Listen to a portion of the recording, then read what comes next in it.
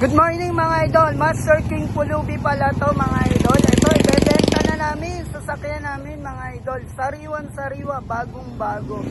Ayan, no? Makikita mo naman, kahit medyo makalat ang loob kasi minsan, ginagamit namin to sa pamimili.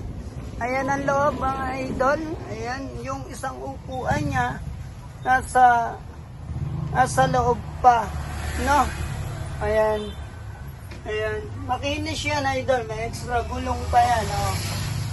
Ayan, makikita mo naman. Ayan yung loob. Oh. Benta na namin kasi kailangan yung budget. Oh, ayan. Kitang-kita nyo naman kompleto yan. Oh. Ayan. Sa gusto po dyang bumili ng sasakyan, PM nyo lang po ako sa Master King Pulubi page ko. Ayan. Ito po yung likod niyan. Ayan. Oh.